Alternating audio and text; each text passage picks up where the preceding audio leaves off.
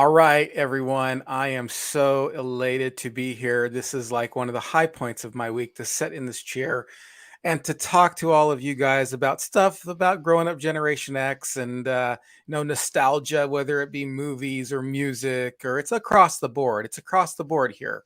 We're not just one thing. We're not just like just TV or just movies. We're everything growing up Generation X. And with me always is my good friend Thrash Pondo Pons. How you doing, buddy? Doing just fine, Mr. ENC. Hello to all you people out there in YouTube land. It's great to see you. We got some people here in the comment channel already. I kind of want to say hi to some people just until we get it. So let's see. I hope I don't miss anybody. So Daryl Johnson, how you doing, Daryl? And Hey, Daryl. Superplex. And I'm not going to read these comments right now. I just want to say hi to you. Let's see who else we have. We have Tracy Rothmeyers. Tracy Rothmeyers. We have the Honeycomb Hideout member, Tracy Rothmeyers. That's going to be part of my announcements here. Daryl Johnson Superplex, Tracy Rothmeyers. I think that's it so far in the comments section. Okay, so Superplex writes, "Hi, ENC and T Pons. How you doing? I'm doing good. We're doing really good. Good to see I you have too, some Sue. now announcements. Go ahead and you read it. Okay, well, hi, Ian and Robert. I'm going to use my magnifying glass. I get too much Okay, glare off the glasses, so I'm just going to. There you go. Hello that's to good. you That too, Tracy. that makes you hi, Tracy. Thanks for joining the club. Thanks for joining the Honeycomb Hideout Club. So let me start out with a couple of announcements here as people kind of come in here. Danny Staten, how you doing, buddy? Hey, Danny, how you doing? You always do this while the wrestling is on. Yes, we I do, know, don't I we? know, I know. Greetings from South Sorry. Carolina. I'm sorry. It's kind of our Monday night thing right now. I know it interferes with a bunch of other stuff, but if I switched it, it'd interfere with other stuff. So let me get through a couple of announcements, and I want to talk about what happened with Dave, and then I want to talk about um, a couple of things on my channel here. First of all, let's talk about Dave. So apparently on Sunday, Dave didn't show up, and everybody was worried about him. John Collins actually contacted me, and I had no idea because I really don't keep up with Dave on the Sunday chat. It's just not my deal. I'm kind of other things on that day, and so I didn't know. And then he called me, and I was just like, oh, okay. So I tried to contact Dave, and this is the now I don't know if this is the whole story or everything, but basically, I guess people were worried because it's very uncharacteristic of Dave to have a, a a live stream scheduled and then not show up for it. But what he meant to do was take it down, and he had forgotten that he didn't take it down. So I was worried about him too because not Thrash Pondo, but John Collins was telling me hey, he hasn't shown up. And I was just like, oh man. So I tried to call him and he didn't answer. And I was just like, oh man, should I call his brother? I was a little worried. I was like, oh gosh, because he doesn't, he's a pretty responsible guy. So I was worried about him too. And then I texted him just kind of a, hey, how I hope you're okay. And then right after I texted him, maybe about 20 minutes after I texted him, he put out a video. And so I kind of breathed a sigh of relief. Oh, Dave's all right. Don't, good. We're okay. Because he just put out a video after I tried to call him and text him. And then finally he texted me back and said, yeah, I'm fine. And it was kind of like a, why are you asking kind of a thing, like he didn't know. And then so I wrote back, I said, well, some people were worried about you because you didn't show up for a particular show. And he just texted back, he says like, oh, I must have forgotten, I forgot to. Now I don't know if he had technical problems too, or if people were just trying to figure it out in their own mind. um like, well, he's not showing up, maybe he's having technical problems. But he just what he said to me in a text, and it was very short, was just, forgot that I had scheduled the show and things changed and I forgot to take it down. So let's then I have another announcement too. The announcement that I want to make, and I'm going to get to some of these because people are saying hi to us and stuff, and we just want to say hi to everybody as well.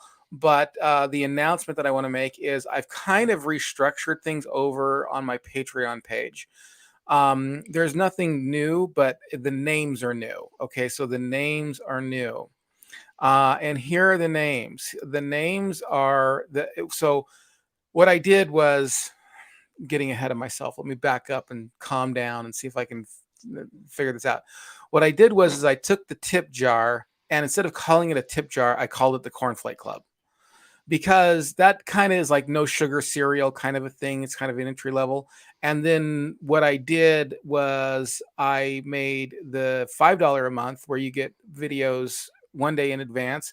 I called that the Honeycomb Hideout because I felt like that kind of represented things more. Like just a tip jar just kind of sounded a little and if somebody wanted to do a tip jar, I thought, well, they should be mentioned, so I thought, okay, Cornflake Club, Honeycomb Hideout. So if you're in the $5 a month club, you're part of the Honeycomb Hideout from now on.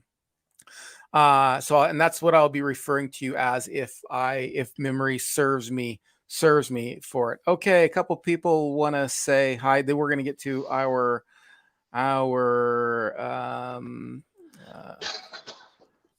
went well, let's see, we'll get to our subject for this evening. Daryl Johnson says, yeah, he went to his brother's for dinner, came home, and made a video. Then he stopped in, and the rest is history. Oh, okay. So he did finally stop in. Well, that's good to know. That's really good to know. And John, and here we go. And John Collins. Danny, Ian, and Thrash Pondopons are better than wrestling has been in for 30 years. So let's just enjoy the evening for what it is. Please and thank you. I'm glad to see you are both Ian and Thrash Pondopons. Yes, I'm glad to see you too. Oh, you're going to ruffle some feathers there, buddy. You're going to. Well, just with one. And I think Danny can take it. Yeah, I think so too. I think he's strong enough. Oh, so well, no, that was a mistake. I didn't mean to hit that. All right. Well, somebody writes here, I prefer the Count Chocula Hideout. Well, if you join the club, I will if you join the club, I will actually call you whatever you want. If I remember. If I remember. But I can't guarantee that I'll remember. But if I remember that Superplex likes Count Chocula, I'll refer to you as part of the Count Chocula Club. But for right now, it's just the Honeycomb Hideout and the cereal and the Cornflake Club. All right. Let's. Well, here we go. Zipperplex is already asking a question. Yes. T-Pons, did you enjoy the original Dune motion picture? Well, I will answer you honestly, to an extent, yes. In fact, I will tell you, in preparation for tonight's chit chat, I went out and watched it again, and the film does have its merits. You got to pull that. You got to pull your thing down. Is that better? That's better. Yes. Good. I did when I watched it again in anticipation of tonight's discussion, and the film does have its merits. I don't think it was a fantastic rendition, but it was not a bad rendition either, in answer to your question. Yeah, well, let's just jump into it. The new Dune came out on the 22nd. I didn't watch it until the 23rd, which was kind of a day after. And let me just say, first of all, I'll tell you kind of how I came about Dune and all this stuff. I was totally blown away. The first 5 minutes of the show, I was making kind of comparisons in my head. I was kind of like, okay, that's like this. This is like from the book to the sci-fi movie to the 1984 movie. I was making these comparisons going, oh, they're doing this, they're not doing that. And that was kind of spoiling it for me for a little bit. But then about 5 minutes into it, that kind of all went away. And the movie it was just eclipsed by it. I thought the movie was absolutely wonderful. I am really sad that they hadn't already filmed the second part, because apparently the second part's not going to be out for another year or so. But I thought they did an amazing job. Now, I listened to the audiobook Dune when we did our book versus movie, and I had never read the book before that. I watched the movie Dune as a kid, and I absolutely loved it. Of course, I was, loved most things sci-fi back then, and I thought it was great. And I didn't know why people were not liking it. Of course, you read the book, then you go, "Oh, okay. Well, it's kind of an empty shell of a movie." However, I still believe that the 1984 movie holds up over against the sci-fi movie.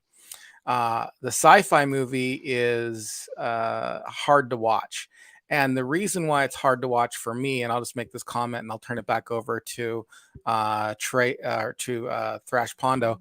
The reason why the sci-fi movie is hard to watch is they use CGI, and CGI just didn't hold up well. The older movie actually holds up well, even though you can't do as much stuff. It's still real things that they're touching. It's not a like the when in the show. A good comparison when he grabs what's that thing called that's going to stab him? The Chris knife? Oh no, the assassin weapon, the needle. Yeah, the floating needle. The floating needle. It's an actual thing that he's grabbing and putting into the wall rather than pretending to grab something like the sci-fi. And I just don't think that held up over time, as well as the old movie did. I think the old movie is better than the sci-fi movie, but this new movie blows it away. And of course, the book's kind of on a different level. I'm not really too much of a book fan. As I was going through the book again, I kind of realized why I wasn't. A lot of it's super wordy. It's just like I saw his face and it reminded me of the nights on our planet and how the sun glistened off and it's just like I don't want to hear this. 90% of the book is actually people arguing each other. No, you can't. Ah, but I must. But you can't. Ah, right. But I must. But you can't. Just get on with it. I will grant you that. Right. Right. The book's great. I mean, the book's good. I liked it. I love the book, but a lot of it is. There are huge patches of the book where you're just like, could we advance the plot along? Right. I know there's wonderful world building going on, and you have to give Frank Herbert one thing. For an early immersive book, you have to remember this is before Game of Thrones. Right. You didn't have massive world building going on at this time. The only authors that were really doing that were Herbert and also to a degree Asimov. But they were sort of forerunners, and I think they were sort of making up the rules as they went along. But they did go a bit overboard with the world building, as it were. And I think you're right. I think the book really has to be it's another media and must be looked at as such. So it's hard to do a direct comparison. I got to tell you, though, I watched the movie today. In fact, I just finished it a couple hours ago. And the opening segment, one cannot help but think, they missed that, and that's not right. No, once you actually sink your teeth into it, once you get caught up into it, it's like a roller coaster almost. When you're going up to the top of the roller coaster, you're kind of like you're on the fence. Once the roller coaster gets going, though, it has you. Yeah. And I thought visually it was magnificent. Yeah. There were scenes that just took your breath away. I love the fact, too, with some exceptions, but generally speaking, they went to great lengths to create imagery that is, if not directly from the book, at least in the spirit of the book. The Thropters that look like big dragonflies, I thought those were excellent. The battle sequences, I thought were breathtaking. Did you notice that there was a couple nods to other science fiction in there? I did. The way when the Shakatahar warriors drop in, it's almost like in the book Starship Troopers, where it's almost like an anti-gravity where they just boom, and they're there. Right. Also, that scene at the beginning, and I don't know if you ever read The Left Hand of Darkness, but that scene at the beginning where the Imperial transfer officer says the Harkonnens are out and the Atreides are in. Do you accept that? And Duke Atreides says, yes, of course we do. That character looks so much like Genly I from The Left Hand of Darkness. I thought it was a tip of the hat to Ursula Gwynn. I loved it. And I got to tell you, in anticipation of tonight's chit chat, I started to rewatch the Sci-Fi Channel miniseries, and I just couldn't get into it. I had to just give it up. I'm like, sorry. Yeah. The CGI wasn't great, and know that they tried too hard to make it about the courtly politics, and not enough about a solid story. So it there was nothing really gripping about it. So it left me cold, and I ended up having to just abandon it. So I Yeah. say the first movie, the 1984 movie, that one did have its merits, particularly if you do like the works of David Lynch. Mm. But the sci-fi miniseries, I'm gonna have to give that one a no thank you altogether. I think this was the most faithful adaptation of the Herbert work, though. I really do. And It Paul, probably was the most faithful adaptation. There were a few places in there where they did things for. I mean, one of the first things that happens is the hand in the box in the book, and they didn't have that at the very first. They kind of had him arguing with this, as I recall. I mean, I watched it a couple days ago, so I could totally be wrong. And then Lunkin, what's his name? Duncan, Idaho. Duncan, Idaho. You were close. He he doesn't die right the same. That's a little bit different, isn't it, than in the book? The way he Well, dies. he has a lot more screen time, I guess you would say, in Yeah. the book. He's a more three-dimensional character. In the 1984 movie, he has like I think 12 words. He's in two scenes, and in one he doesn't talk. It's a completely wasted character. My understanding was that there was some footage of him that ended up on the cutting room floor. And this, it's pretty similar. He does survive the initial battle, Yeah. and he makes it to Kyne's lair, I guess you'd call it, and he is killed there. Mm. The main difference, though, is there's a few other scenes. There's this whole scene where he comes back from meeting with the Fremen, and he gets drunk and is chastised by Lady Jessica, and they omitted that probably for time constraints. Yeah. But they really flesh him out in the book and don't do as much in any of the movies. But I really thought Jason Momoa was a more convincing Duncan Idaho than any of the other depictions. Right. Right. Oh, John Collins says, Ian, do you still have the buy me a cup of coffee, sorry, option? Um, I think I took it down, as I recall. The Buy Me a Cup of Coffee started off on my other page, which was a board game page, and then I just added kind of retro serial to it. You know, like, oh, you can, I put at the end of earlier retro serial videos, you can donate on this page too. But when I opened Patreon, that was exclusively for retro serial. So I believe I took it down. I can't remember last time. I haven't even looked at it for a while. But I'm sorry, I don't have that option as well. I wish I did. Let's just try to get me to 1,000 members so we can get it monetized and we can get the super chats and all that stuff in there. And Thrash Pondo Ponds wants to be monetized too. So that's yeah. I'm a ways away. I'm 318 right now. Last I looked, and that's a solid number. But it's a little bit of a ways away. So hopefully we'll get there. We'll get there soon, though. I was listening to this one channel. This is a little bit off the topic, but it's actually one of my favorite channels. It's called Religion for Breakfast, and the guy is really cool. He's super nerdy, but it took him like 3 years to get monetized. That's how it was a labor of love. Like it was a labor of love. Now he's monetized. Now he's got like lots of support, but I hope it doesn't take me that long. I'm really pushing for it. So, but we will see. We will see. Let's see. Tracy Ruffmeyer says, I looked at my messages and I did not see the message with a Oh, sad face. I think that was maybe between her and John Collins. I can't remember. I'm sorry about that. Probably. Well, I'm still very sad for you. Superflix says, I know Frank Herbert is an record, I think it is, has a record as approving the original movie, and that mystified me. No, you didn't like the movie. See, the thing for me is I really did like the movie. I liked that 1984 movie, and I don't know exactly why people. I guess if you were a fan of the book and you read the book and you were really into it and you watched the movie, I could see how maybe it would be disappointing because I mean, obviously, it's difficult push all that into a movie. And even in this, they were uh, they were they they were what was I saying? They were I got lost there.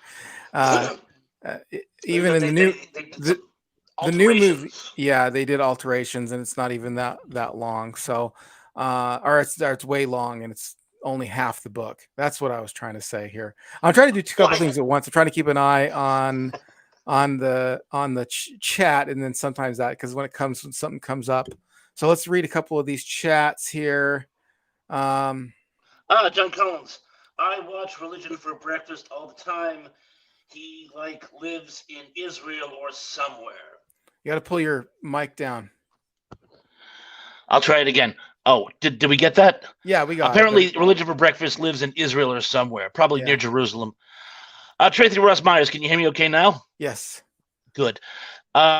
I was advertising your channel on my personal FB, Ian. I shared and shared. Oh, thank you, Tracy. That means the world to me. I'm actually I know that there are a few people who kind of go up to the top kind of quickly, but for a lot of people, it's really hard work. I mean, it really is hard work. It's tough to get in. It's tough to get in there, and it's tough to get YouTube to start catching your algorithms and everything. So, I appreciate everything. I think that I'm doing really well for of course I'd like to do better. I'm not saying that, but as far as like just I mean 300 people is a lot, I mean to me. Of course we need to get to 1,000, but I mean that was a lot. I mean I was just like holy smokes, that's awesome. 318 people. It totally blew me away. All right. Daryl Johnson, welcome to the party, Daryl. David Lynch didn't like it either, and he still won't talk about it. He wanted to have his name removed from the project, believe it or not. Oh, he did. Mhm. David Lynch. He was convinced not to, but he thought about it, and actually for a while was asking for it, and they eventually talked him out of it. The big problem though is, let's face facts, he was like the third director to come on board. Yeah. I mean, originally it was Hodorowski, the South American director, and I can't remember for the life of me who the other one was, but it almost got dumped into David Lynch's lap, and I think he made a Herculean effort, but I think a lot of the changes he made didn't hold water, and I believe a lot of it did end up on the cutting room floor. So it was nobody's true vision, I think, is the big problem. The big thing, though, is I think they went off the rail with the Harkonnens. The Harkonnens in the book are a very well-crafted villain, and they decided to make them almost comic book-like in the first movie, and I think it somehow made them less intimidating. That was a weakness that they did in that first movie. Now that I've read the book, the Harkonnens were a little bit more refined criminals, and they did come off as a little bit too mad in the movie. But let's talk for just a second about the cast of the first one and the cast of this new one. Let me say first of all that the cast of the 1984 Dune was awesome. I mean, it was a great cast. You had Patrick Stewart. I mean, you had an amazing cast, and so I didn't dislike the cast at all. This new cast, and I thought the way they portrayed the characters, the actors, the way they portrayed the characters was really good. I liked the person who played Jessica. I liked the person who played the Atreides' father. I liked the person who played Paul Atreides. I think he's a good actor. I thought these guys were all really super good actors. And the new one has good actors too. I mean, they did an amazing job just bringing to life and bringing out these characters. I got to get to something Tracy Rothmeyer is saying here. Tracy Rothmeyer says, I sell jewelry online, and I completely understand, with multiple smiley faces. Well, it's a plug. You should put a plug in here. I don't mind. For your jewelry place, if you want to put I don't know if they let you do that or not, but I believe it's frowned upon. Oh, is it? But I'm okay with it. So you could try, I guess. I'm all right. Put your jewelry site down there. I'd love to see it. All right. Let's see here. Superflix says the original Dune needed more action and less exposition. Well, so does the book. Yeah, the book's Although I am a very fan of the book. wordy. Yeah, it's very wordy. Yeah, the one good thing about this new one is they do have a lot more action, especially with the Jason Momoa character. You know, he did a really good job, and they souped up the action. And like you said, they had the guys dropping out of the The sky and all that stuff. Sadakar, Yeah, that was good. And then they which was did slick. do a better job with the Harkonnens. You Much, know, much better. yeah, Much better. Well, I'm going to get the guy's name wrong. I apologize. Baptista? He was a wrestler and is now an actor. He recently did a zombie movie, Weekend of the Living Dead or something like that. But he plays Roban, and I thought he did an outstanding job. He really made Roban a three-dimensional character. And if I have one complaint, and I have to work a complaint here somewhere, there's no Fade Rutha. That's how I knew there was going to be a second part. It wasn't just going to be one movie. Because I went to IMDb and I'm going through the actors and actresses. Oh, I like him. I like her. I like her. I'm like, wait, who's playing Fade Rutha? is No that one. is that Sting? In the original movie, it's Sting, and he does Okay. a That's what not I thought particularly too. stellar job. Didn't think it was bad, but I thought. I mean, I thought that's who it was because I was just like, is that guy in here? Because who's playing that guy? He Uh, wasn't. He wasn't in this one at all. And it's like doing a Superman origin story and not mentioning Lex Luthor. You got to have right. Fade Rutha. So Yeah. my guess is he's going to be integral in the second film. Yes, Sting. I'm Okay. sorry, give me So there. yeah. I So have. Have you ever played the game Dune, the board game Dune? I have not. I have not. Have I you? don't know if. Yeah, I have. I own it. I did a review on my channel about the board Is it game good? Dune. It's like the book. It's a little Oh. long. It's a little long and it's complicated, but it's very one of the good things that I said about it is that it's very faithful to the book actually. They have 12 houses and you move around this anyway, that it's super complicated to play. It takes like a half an hour. It took us literally, I think, a half an hour or an hour just to figure out how to play it. And then it took us another, and you have to actually have all, man, not 12. I think it's 9 houses. Is it 9 houses? Off the top of I my head, I can't recall. But Yeah, you have to have all 9 houses because otherwise, it gets otherwise it's empty. It's kind of empty. And then the other thing that happens too is like if you start losing, you can start rooting for somebody else. You can start like giving your forces to another team or whatever. So it's hard to play to the end if especially if you're losing. If you're losing, it's just like you're going to lose. You don't even have a chance. So yeah, but it's very faithful to the book. Actually, it's an interesting game. You can pick it up at but Barnes and Noble. but Yeah. but getting back to just to casting, I thought this one was better cast than the '84 version. In the 1984, the guy who played Stilgar, Uh huh. um, what is his name? He was in Quest for Fire and People Under the Stairs and Heartbreak Ridge. I can see him playing this day, but I can't think of it. He kind of phoned in his performance as Stilgar. It was a very underwritten role in the first movie, so I'm not really blaming him. But the guy that got to play Stilgar is actually pretty intense. Um, I think Zendaya as Johnny is very well cast. I like the woman that got to play her mother. They went a different route with Kynes. Kynes is now a woman, not Yeah. a Yeah. Swedish speaking man like in the original movie. So I thought I liked how they cast this one. I even liked like Paul. Paul really looks like he does in the book. I thought Kyle MacLachlan gave it the old college try, but I Yeah. really think Calumet, I think he really knocked out of the park as Paul. Oh, Hey, Golden Rage Golden TV is Rage. joining us. Golden Rage says, "I am hoping for a Kyle MacLachlan cameo." No, I don't know. Not in this one, but maybe the next one. I kind of doubt that they're going to do any type of cameos. It's like more of a serious show rather than like a tip of the hat here. And Superplex, Superplex. go ahead. Was the Sting character gay? No, he wasn't, but the Baron certainly was. Yeah, was the Baron? I don't remember if the Baron was gay in the book, but I know in the movie, there's a scene there. It's pretty disturbing, kind of a gay killing scene. as well. Mm-hmm. And Mm-hmm. look who's in the house. Dave! Oh, Dave. yay! Woo! I knew you'd make it. Dave Sunstrom. I'm one of those that have never seen the original David Lynch version of Dune, but I did enjoy the HBO version. I think he means the Sci-Fi Channel version.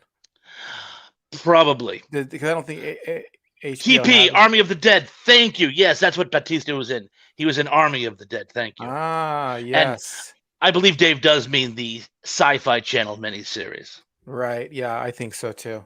I think yeah, we talked about that a little bit earlier, and this how Mm. the Sci-Fi Channel miniseries. We didn't enjoy it compared to the old one because you know that early for me that early graphics just don't hold up over time. It just doesn't hold. It looks too cartoony. At the time though, when I watched it, I enjoyed it. I did enjoy it when it came out at the time, but now that I go back, I went back and tried to watch it, and I just couldn't. I couldn't get past it. I All mean, right. it was an ambitious project. They really they put some work into it. I just feel it was just it didn't quite catch. That was They just me. did. They were trying to, like, let's do this, let's do it right, let's get down to it. And part of the problem with when you adapt a book to a movie is you really have to remember that you're not making a book, you're making a movie, and things have to get cut for a reason. If you just straight out filmed a book, it would be the boringest piece of garbage, and it wouldn't matter how good the book was. It would be the boringest piece of garbage that you would just walk out. I mean, it seriously. John Collins, Ian Thresh. What do you guys think about of the Ghostbusters movie? uh the Ghostbusters movie, the originals were great. I liked the second one too as well. I know that was a little bit the critics didn't like that one as much, but I like the second one. Now the one with the girls in it, I didn't like that at all. I thought that was actually just one of the most horrible shows. But there's a new one, and I haven't seen it yet. It looks good. I'm looking forward to seeing it, but I haven't seen it yet. But I'm giving it cautious optimism. Yeah, I'm gonna give it cautious optimism too, because it kind of plays into that. And I love those girls, by the way. I absolutely love those girls. I From think SNL. yes, yeah, I think they are great. The movie just didn't work. It just no, it just didn't work at all. We were supposed to get a Ghostbusters Part 3. And one of these days I'm going to do like 3 films that were going to have sequels and we never got. And there was going to be a Ghostbusters Part 3 in the 90s, and it didn't come together. It just didn't come While together, unfortunately. while we're on that subject, I should tell this to Dave. Dave, when we were talking about dystopian and post-apocalyptic films a while back, you asked me about Boy and His Dog. Harlan Ellison did a treatment called A Girl and His Dog that was supposed to be a sequel, and they kicked that around for decades, but was never picked up. So that's a movie that a sequel that was never made, but there was a treatment for one. Um, and while I'm a big fan of Superplex, he writes here. Dave, pardon me, Dave. The original Dune was awful. I love you, Superplex, but I just have to disagree. I thought the original Dune was really good. I really enjoyed it, and I even still really enjoy watching it. And it's actually good if you've never read the book. Now, if you've read the book, you're obviously going to watch it critically. But I thought it was good. I mean, I don't know why people hate on it so much. I know it's not a great adaptation of the book. So, and I think I said hi, Pat, too. So I just got to make sure that I acknowledge that it was Pat from the Golden Rage of TV. Just want to make sure I acknowledge that and didn't just read past your comment there. Um, let's see if there's anything else here. They got people chatting back and forth. And I love his here. rendition of the Spider-Man theme. Oh yeah, that was really good. And the Kung Fu. I have that with my morning coffee now as well. It's my ritual. This is funny. Golden Rage of TV. So am I hearing it should have been called Dung? Oh, you're hilarious. You got to watch it in your. I mean, now obviously it's well. How old is it now? Nearly 40 years old at this point. Almost 37 years old. Yeah, 37 years old because I was like 10 when it came out, and so you know, again, please, I just encourage you to watch it. I thought it was really good, and I still enjoy watching it. I still enjoy Make your own watching it. decision. Yeah, make your own decision.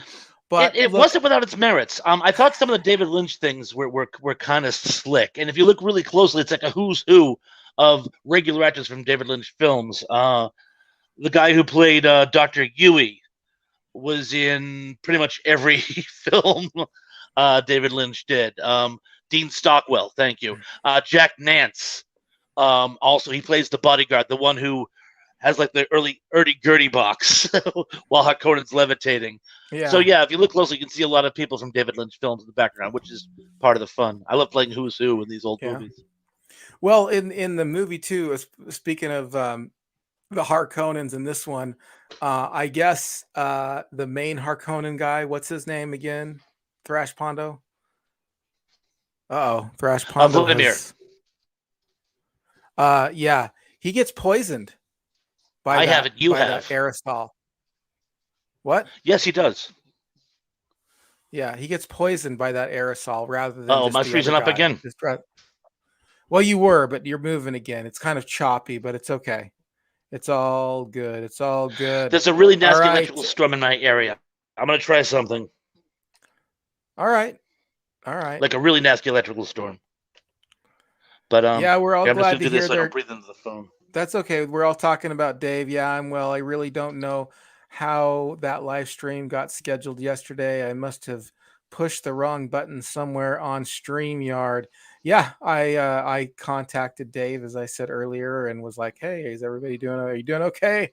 Because we were all thinking you were in a car wreck in a ditch somewhere. At least I was worried about you. My mind always goes to kind of the worst thing possible. So I'm a little bit of a hypochondriac when it comes to that.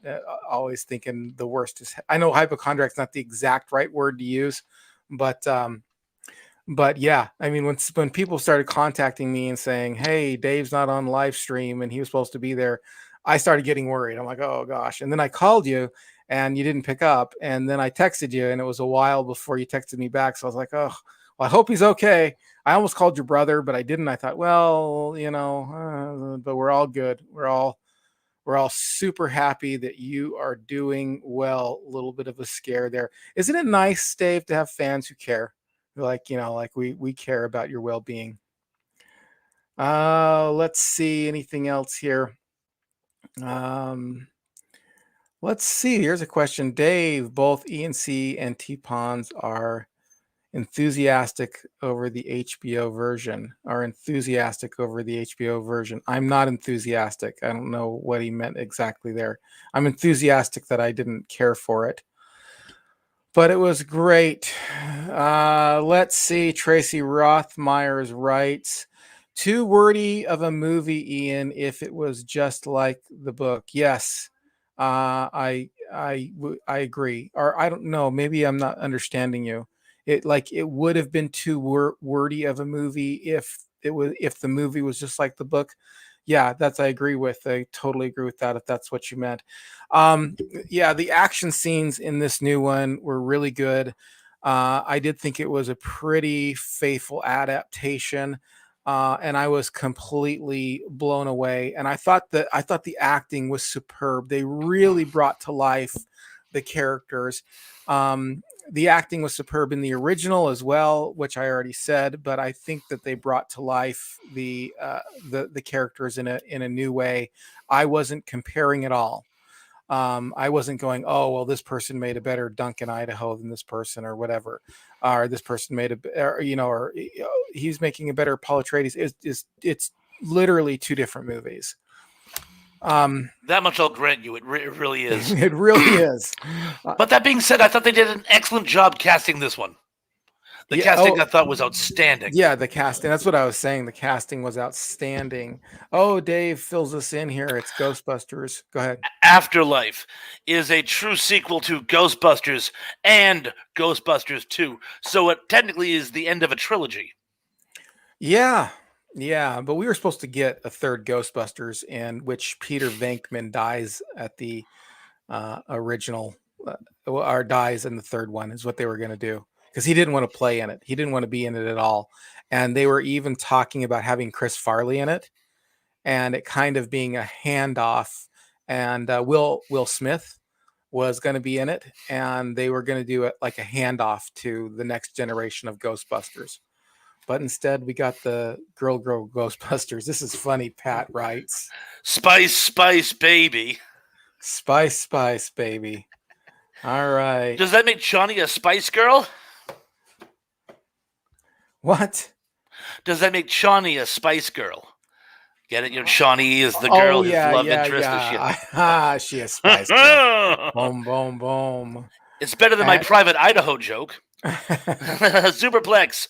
We agree to disagree. yes, we agree to disagree, and it's all taste. You know what I mean? It's a matter of taste. Indeed. Daryl Johnson.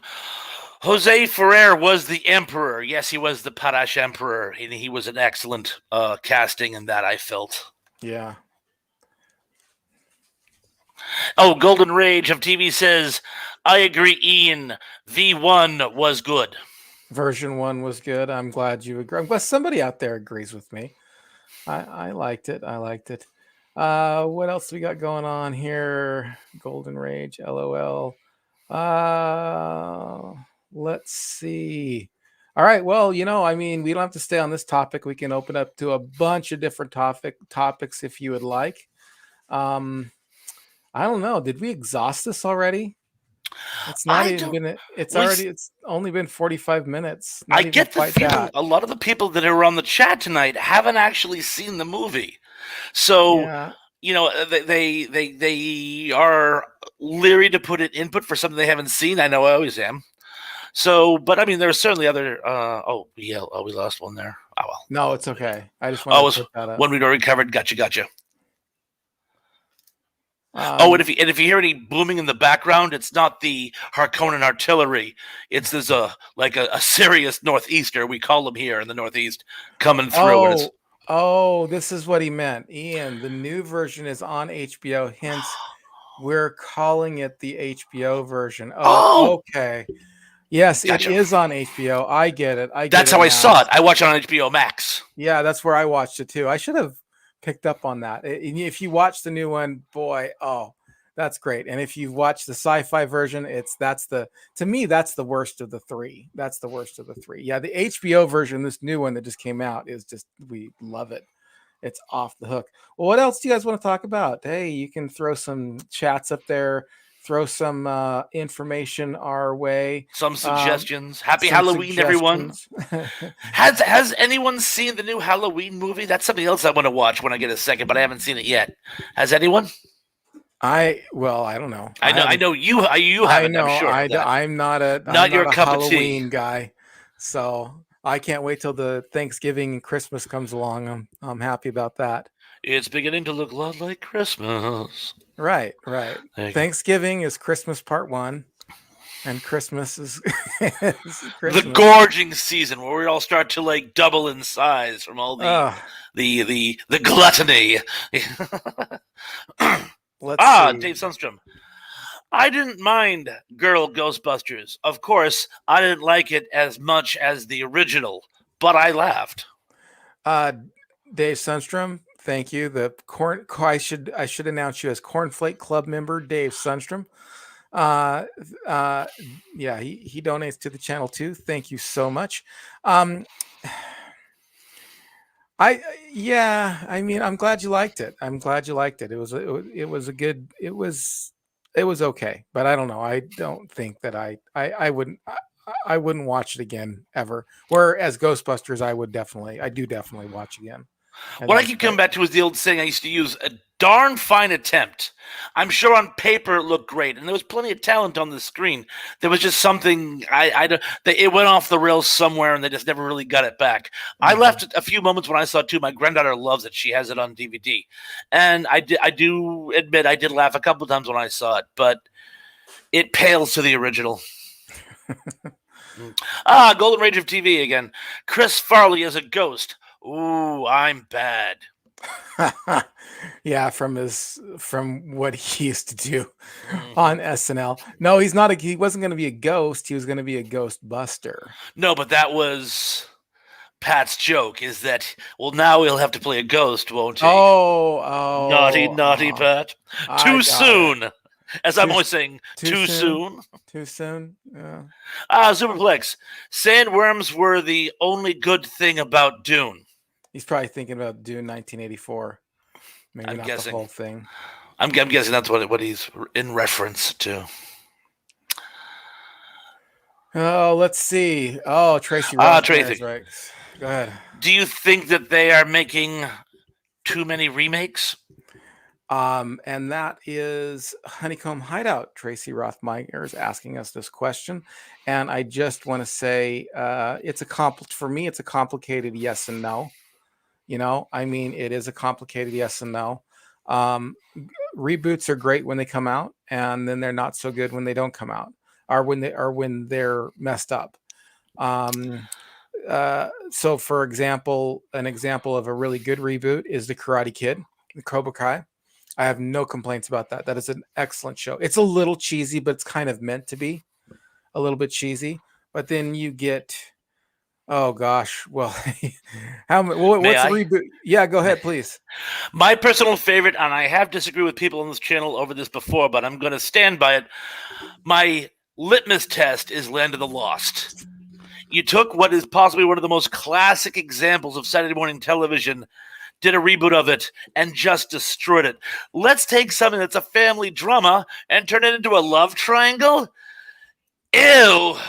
So yeah, Land of the Lost is an abomination in the eyes of the Almighty. And they said when they were making it, they go, we're going to do a wonderful reboot because the people making it love the source material. Well, you could have fooled me because it was a load of dingoes' kidneys, as Douglas Adams would have said. So yeah, so if a reboot is done with love and maybe has a new take that adds a little extra life into it, great. But if it's a shameless catch grab with Will Ferrell, yeah, and well, the thing too is the term reboot is such a loose term. Does it mean you're actually remaking the movie and you're trying to remake it like that movie, like Total Recall? There's a new one. That's a reboot. But then also reboot can mean just like, well, we're gonna tell the story like a long-awaited part 2, or a long-awaited part 3 or something like that. Expanding on it. Yeah, expanding on it in some way. So the term reboot's a little bit of a tricky word, and it's hard to tell when somebody says, "Oh, you want to do a reboot of this or a reboot of that." There was also going to be a video I was going to do called 3 movies that need to be rebooted that I thought were fantastic, but just came out a little too early. And in fact, let me just say, Dune's one of them. This was a great reboot. This was a great remake of the movie. The other one would have been Logan's Run. I think Logan's Run, now that we have the ability to make the special effects do what they wanted to do in Logan's Run, we should definitely reboot Logan's Run. I would love to see it, as long as they don't mess it up. And it's a trilogy. There are 3 books. So you could actually do a trilogy of Logan's Runs. They ended the movie with great finality because it was completely different than the actual book. But if you did it closer to the book, you could actually do the continuing adventures of Logan 5? Logan something or other, whatever number Logan was. But right. Yeah, I think that would be an excellent, or could be done as an excellent reboot. Yeah. Actually, want to something funny? One of my favorite movies as a kid, of course, was 1 Million BC. And most people don't realize that was a remake. It was a was it? remake. Yeah, it was a remake of a film from like the 1930s or 40s, and Hmm. it was one of those old things. In fact, I think Lon Chaney Jr.'s in it, but it's a bunch of cavemen running around having adventures, and they do that old trick where the dinosaurs are like a baby alligator with a fin taped to its back, or a monitor lizard, and it had no budget or special effects whatsoever. So Right. they redid it with better special effects, and of course Raquel Welch, Uh-huh. and had what is, I believe, the biggest money-making film for Hammer Films of all time. Yeah, I believe yeah. that was actually their biggest margin of profit, was that movie. So sometimes reboots do pay off. Yeah. Well, Sinbad could do an excellent. They could do an excellent job with the Sinbad stories today. Let me see. There was one, and I think I talked about it before on the channel, but it was an '80s movie with Tom Selleck and Gene Simmons. Do you remember that movie? Runaway, Runaway. I think, the robot yeah, spiders. with the robots, that would make a terrific reboot. I The can see that. story was excellent. The story was excellent. They just don't have they just didn't have the special effects for the time. All right, let's see. Oh, Denny Staten. Hey, Pat, thanks for the package spoilers. Pat is my video tomorrow Oh, on the daily blog. yeah, I think that was, I didn't mean to, I think Yeah, that it was was between them. between them on the We tried. let's see here. Any new direction Nope, going still just here? north and south. Just north and south. Yes. Get a direction, and I do it get just it. wasn't funny. I I do get it. Hey, do you know, hey everyone, I got a joke. All right, I got a joke. This is gonna my be on territory. right. No, what did the semicolon get for breaking the grammar laws? What did the semicolon get for breaking the grammar laws? 2 consecutive sentences. That's good. That's good. Yes, yes. Let's see. Very witty. Very witty. John Collins. Ian/trash. I love it. /trash. I will think you meant be thrash, though. I think it's No, but I probably mean, like, I love it. It's a slash. Get it? Yeah. Ian/, so it's /trash. I like the never mind. I like the sound effects. I will be engaged with any live stream you two are on, regardless if I know the topic or not. We would Yes. love to have you, Oh, as yeah, always. obviously. You are always a welcome fan. Oh, for sure. Thank And you. that is Honeycomb Hideout. Yeah, John Collins as well. I always got to point that out. And a lot of people call me trash, and that is more than okay. In fact, I believe Robbie from the Glitter Boom Girls calls me Trash Panda. Trash Panda. Trash Panda, which I find just adorable. She can call me Trash Panda whenever she wants. Right. It's slang for a raccoon, but Trash Yeah. Panda's toads adorbs. All right, let's see here. Zurplex. Dune, 1984, needed female nudity? Well, Okay, I'm in. I think if you put female nudity in anything, you're gonna boost the ratings. You're gonna make it better. Can't Of hurt. course. Dave Sunstrom. I'm done with the Halloween movies. My favorite is Halloween 3.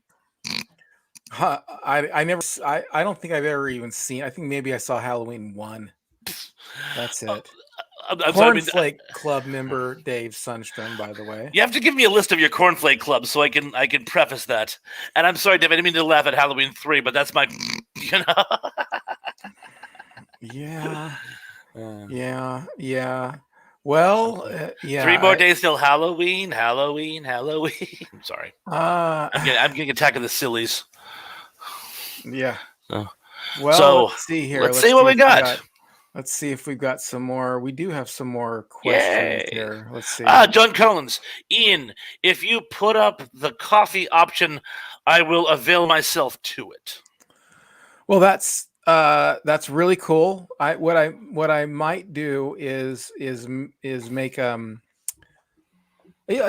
I might open up another Buy Me a Coffee page with that's retro cereal rather than Board Game for Life or Board Game Addict. So I would just want to give people a chance or whatever, but I appreciate that. I really, really super appreciate it. The problem that I have is I couldn't navigate it as well. I mean, Patreon's kind of got the corner of the market, but there's a reason Patreon has a corner of the market, and that is that it's easy to navigate. It's super easy to navigate and go through. Where Buy Me a Coffee was actually a little bit more difficult, but I'll look into it. What was the other one? Is it PayPal? You know, for if people just want to make a one-time donation or something like that. Oh, let's see here. Golden Rage of TV. Land of the Lost, my buddies. Yes, they wanted it. And they cut out my friends' cameos at the end. I know it is a travesty. A tragedy. Whose cameos did he cut out? Do you know? Will and Holly. There's a scene where they're at the airport, and when the gang is rushing out, they just kind of look at them and say, "Have fun," in this sort of very telling smirk. And only true fans would have known who they were, and they cut it out for some reason. Much like they did most of the cameos from the tragic uh, Lost in Space remake. They were supposed to have Will Smith and Bill Mumy, and they cut both of them, and I found that tragic as well. So yes, The Lost in Space remake. Oh yeah, the remake. You didn't like that remake, huh? I did not. Same problem I had with the Dune miniseries is oh my God, I can't think of his name to save my life. Guy from Matt LeBlanc. no, the guy who played the father. The Oh, guy yeah. from the guy from I the Big forgot. Chill. Yeah, Yeah, him. He hasn't made a good sci-fi movie since Altered States. Mm. I don't know if he just finds his brooding intensity to be a catch-all for sci-fi, but it doesn't work, particularly when his characters that actually have feeling. I mean, Mr. Robinson, he was a fairly emotional character, and he kind of brought that to the table, and I thought he was basically being replaced by a cardboard cutout in the remake. The only thing that I thought was even marginally good about the remake was Dr. Smith. I thought his character portrayed by English guy who's been in everything and looks different every Yeah, time you see him. I You know what know I'm who you're talking about. Right, I right. thought he was pretty good. Everything Well, else I have you thought was seen not. Have you seen the one on Netflix? Nah. Oh, it's good. It is. I It's haven't seen it. good. I It's haven't. good. And I don't know I should nothing try it. about you should try it. Seriously. They've I got will give two it a shot. seasons. It's got 2 seasons and it's really good. Gary Oldman. Yeah. Gary Oldman And played Dr. Smith. and Dr. Smith is played by a woman on this one. I know that kind of turns people off right away, you know, like, oh gosh, why are they getting all PC and all this stuff? But let me tell you, Oh, the she does pain. she The does a pain. fantastic job playing a sociopath. I mean, a really fantastic job. I highly recommend it. I mean, I highly, highly recommend it. On So your if you say-so, I will give it a shot. give On it your a say-so, shot, I will please. give it a shot. It's good. Now, I don't really know too much about the original Lost in Space. I'm only kind of going on what I saw, and you know what I saw was a really good sci-fi show. So if it's not faithful to the original, I I I, I have to admit I don't know the original that well. I've only ever seen a few episodes. So take that into account when you're watching it in my recommendation. All right. Dave Sunstrom. At Danny Staten. Loved Gunther on Friends. Super sad passing. He wasn't even 60. Yeah, I think Danny Staten mentioned that a little earlier. That was sad. That was sad. R.I.P. Uh, Gunther. yeah, it was super. I was really sad about that. One of the things we were talking about striking when the iron's hot is the whole reason that I actually got um, uh, HBO Max was because they were doing the Friends reboot, and I wanted to strike while the iron was hot, and of course, he wasn't able to make it to the Friends reboot, and so it was. So you know and nobody knew at the time, but I didn't know anyway. But apparently he had cancer, and he died of cancer. That's a pretty sad state. All right, I guess Golden Golden Rage is Rage. leaving us. See you Wednesday, gang. Great stream, Ian and Thrashman. All right, let's see what Dave writes here. Dave Sunstrom, Cornflake Club members, Dave Sunstrom says, it means that my username has been verified by YouTube. If you don't see a check by my name, it isn't me. Sadly, there are people out there impersonating me. That sounds like a reply to someone else's question. Yeah, I guess I didn't read it because it was a little too wordy. So I don't know what else is going on as far as the chats are concerned here. Let's see. I think let's see. Trey Myers, I love your videos. I have learned so much. I don't know if he's talking about me or if that was like something else earlier in the chat. Take but the compliment, Ian. I'll take the compliment. I'll take the compliment. Superflix. Ian C. T. Pons, what did you think about the Baron who looks so weird? Well, they both look weird. In the both of them look weird. Like I think I said in the 84 version, I think you agree with me too, is they make them a little too comical. It's a little too comical in the 84 version. And but this one's really good, man. This one's really good. Yeah, he's just like brooding intensity. Is it me? Does he remind you at all of Lawrence Tierney? Remember Lawrence Tierney from Reservoir Dogs, and he was on Seinfeld. He's a character actor for years, and he usually played gangsters and whatnot. But he was this big, brooding, bald dude. They in the Reservoir Dogs they refer to him as he looks like the Thing. I don't know. I don't remember. Check him out and let me know what you think at another time. Tracy Ross Myers. Hey guys, don't forget to share Ian's videos on your social media. Ian and Thrash are awesome. You're awesome, Tracy. Okay, let's see what else we got here. I think we might be just bringing this to an end at this point because I don't think we have. Yeah, I think we kind of exhausted what we wanted to say about it, and then. No new directions here. It's been about an hour, so I want to thank everyone for showing up. If you got something else to say, please say it. I really appreciate it. Let's see what else is being said here. Oh, and it seems we both like it. So if you folks haven't seen it, go out and check it out. It's great. Superplex says, seriously, guys, what are your opinions on sound as a weapon? Whatever happened to ray guns? Well, I mean, I thought it was unique. You know what I mean? I thought it was kind of their spin on it. I don't know. What do you think about that? I don't know why they decided to change it so radically in that film. I other than the fact it was, as you say, it was unique. In the book, there are some references to laser guns, very few projectile weapons because the bodysuits render them almost useless, except for that wonderful scene where the Harkonnens use artillery to destroy the caves that the men are hiding in, and that's pretty much it. So I think they just thought, well, if you're not using projectile weapons or laser weapons, how about a sound weapon? And would a sound weapon be able to penetrate the shields? Because it seemed to be if you could talk through a body shield, you could send sound waves through a body shield. Mm-hmm. So it might have been a more effective way of fighting people who do wear body shields. Yeah, that makes sense. They got to get you for a writer. Thank you.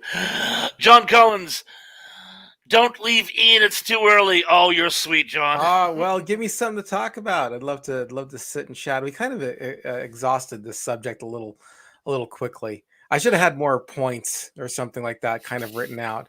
But in haste. Danny Staten says, I haven't seen it yet. Can't really complain yet. You're not gonna. It's a great movie. I mean, it's really good. Just remember, it's the first installment. So don't be disappointed when it ends rather abruptly because it's phase 1 of 2 parts. Yeah, and of course, this is a spoiler. I mean, the book's been out for years, but I haven't really held back on any type of, spoilers or whatever. I haven't really been thinking, oh gosh, if somebody hasn't seen that, I shouldn't say it. Nah, I'm not that kind of person.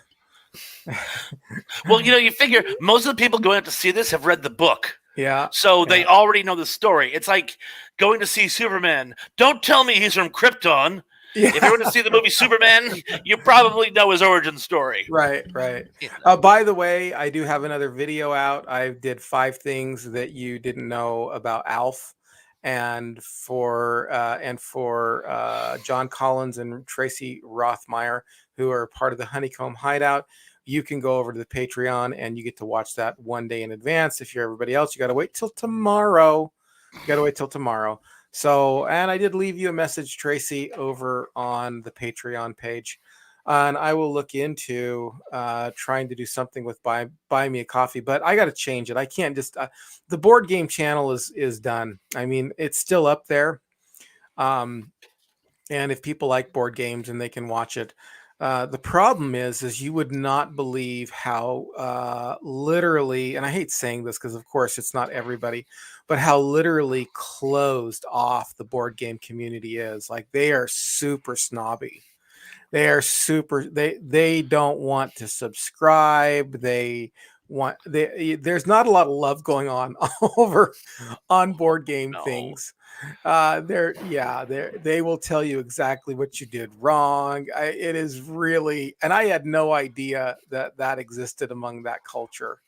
So and then plus there was a couple of reasons that went into shutting it down, and one of the reasons that went into shutting it down is just the fact that this was doing better, and I actually liked talking about this more, and I felt more love from people over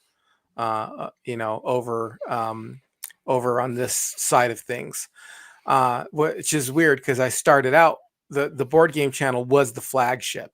That was going to be the main one, and this one was going to be kind of the side project. But this one took off better, and I liked it better, and I actually just enjoyed it better. Because it had me. Yeah, of course. But let me just say too, the board game channel, one of the reasons was it's too complicated. Like you have to, explain like how board games are played and stuff like that, and it gets a little hard to do. It gets a little taxing, if you know what I mean. So I do love board games and I love playing them, but it just wasn't. Do you ever play Axis and Allies? No, I've never heard of it. Really? It's a World War II simulation game. Picture Risk on steroids. It's set up during 1942, and instead of having just armies, you have different units. And rather than just getting a number of armies per territory, you get economic points. What you do is, for each territory you control, you get a certain amount of money, and use that money to buy more tanks or infantry or planes or ships. And you can be one of the 5 powers, and you fight each other. So it's a World War II simulation. We used to play that for days back in the day. Oh, John Collins. Thrash Pondo, did you get my last email? Maybe. I responded to an email I got from you. So if you haven't gotten a response, it means I haven't seen it yet. I'll check my emails tonight. I have to go to work in a little bit. I'm doing an overnight shift. Oh, you do have to go to work for a little bit? I still got time, but in a little while. But I'll check my emails when I get there tonight. Zuperplix, Ian C., you won our love. Oh, well, thank you. And the feeling is mutual. And Tracy Rothmeyer writes, my husband has thrash. I don't know what that's in reference to. Probably Thank you. something between there. Let's I'll take see. that as a compliment. Danny Staten says, I played Dungeons and Dragons. Who hasn't? I had the guy on here for Dungeons and Dragons. He's the guy that I met over on the board game channel, Dr. Brian McDonald. He has a really good channel if you like that. But I had him on the podcast a few times. And one of the times we were talking about Dungeons and Dragons. A couple of times we were talking about more serious issues, but he's been on the live stream and talking about Dungeons and Dragons. So you might want to check that out. He was very interesting. Yeah. Interesting. Yeah. He's a cool guy. He's a really cool guy. And let's see. I don't know what else is going on. Well, I think I don't know. I think, have we exhausted the topics or whatever? Or I think we've convinced everybody to go out and see this movie, or at least get HBO Max and then watch it that way. Not that I'm plugging HBO. I'm not a shikster, a shiksa. I don't know. Not a shiksa. I'm not a shill, a corporate shill. Oh, you're not. No, I'm not. But watch Dune in whatever fashion you see most applicable in this day and age. Yes, And then the new one's great. Somebody writes this here too. Let's see. Superplex Ian C. I love your videos on the hearing impaired. Yeah, that was a fun video. That was a really good video. The one blonde lady in there did not want to be videoed. She was real hesitant. Her husband put her up to that. The other girl did fine, and it was a lot of fun to talk to both of them, but that blonde girl, she just did not want to be filmed. And when I sent her the final version of it, she was horrified at how she looked. That's like, what are you talking about? You look great. She just did not like it. And she was really upset that I actually published it. I'm like, well, I'm sorry. You agreed to be on the show. So anyway, yeah, that was a lot of fun. I still am in contact with the deaf community here in my town. Haven't, since COVID hit, we haven't been doing a lot with it, but now they do have the Friday night. I think every other Friday night they do like an ice cream night or something like that at one of our places here, and I'll stop in there from time to time, chat up with them. But like any language, if you don't use it, you lose it. You start forgetting things. But as soon as I get back into the culture, like just within a few minutes, I start like remembering all the signs and stuff like that. I remember beer. Beer. This is beer. Beer. Oh, beer? I thought it was this. Oh, beer? No, that's an A in sign language. That'd be like apple juice or beer. something like that. That would be apple juice. Oh, gotcha. If you went into a place where someone was deaf and you ordered that, you'd be getting apple juice. Your beer would be. True story. Like 30 years ago, I used to like hang with there were these two deaf guys who hung out at a bar that I used to drink at, and they taught me the word for beer. But it's been 30 years, so it's somehow been modified in my mind. But I used to know how to say beer. That, and see if I get this one right. What's that? Oh yeah. Beautiful. You got it beautifully. Thank you. Yeah. Thank you. Yeah. Let's see. All right, let's see here. Oh, John Collins. Ian, I thought that the video about the deaf culture was one of your best. I haven't seen this one yet. I'm going to have to track it down. Yeah, I interview a couple of girls. But they can both speak though. They can both speak, so it's not quite it's not like I'm interpreting or anything like that. I'm not good enough to be an interpreter. I'm good enough to speak with them, but I'm not good enough to be an interpreter. They start talking about, like they get into technical issues and like I die. There's no way. And Suplex, they were both beautiful in appearance and souls. Oh yes, they were very beautiful. It was great. It was a fun interview to do. Do you study any foreign languages? Have you ever studied any foreign languages? I Or any languages besides English? I took Spanish when I was in high school, then lived in an area where there was a lot of Spanish-speaking people, but I've lost most of that. And when I would, mon petit, mon gamin habite Quebec. So when I was little, my grandmother spoke French to me. And so I used to know a certain amount of French. I've lost most of it. As you say, you don't use it, you lose it. Right. So I know that's probably all the French I got right now. But I did know a little when I was a kid. Yeah, that's cool. And Superplex writes, Superplex says, John Collins, do you remember the video of the hearing impaired comic book owner? It says, yeah. I mean, well, I remember that. He's a bit of a friend of mine. I mean, we're not like buddies or anything like that, but I've interviewed him twice. I wanted to interview him for a third time, but it just didn't work out. Yeah, he's deaf. He's got a cochlear implant. But he can hear with the cochlear implant, and he does good at reading lips, kind of. But he was totally deaf. He went deaf. He didn't grow up deaf. He went deaf. And Tracy Rothmeyer's. I know Yiddish too. Sure you do. I'm sure you probably you do, picked up when I said shiksa then. Yes. Yeah. All right. Well, I gotta let Thrash Pondo go because he's got to go to work. So I gotta go as well. It's been awesome hanging out with you. I kind of feel bad. I didn't really have as much to say that I thought I was going to say about the subject. But hey, there's gonna be some stuff going on a little bit later, some fun stuff. You're gonna like it. Believe me, it's gonna be fun. And I'll share it with you here real soon. But there's going to be some fun topics coming up here. I got a hold of a couple other people, and we're gonna do some talks here. It's gonna be exciting. We're gonna do both the podcast and the live stream on a few different topics here. So, and hopefully, I'm gonna have the Glitter Boom girls back again on another episode. They're great. They were so much fun. They are. They are. Yes. Okay, guys. Hey, remember, please like, comment, subscribe. Also, go and share it on your favorite social media. Let everybody know about what you're getting here.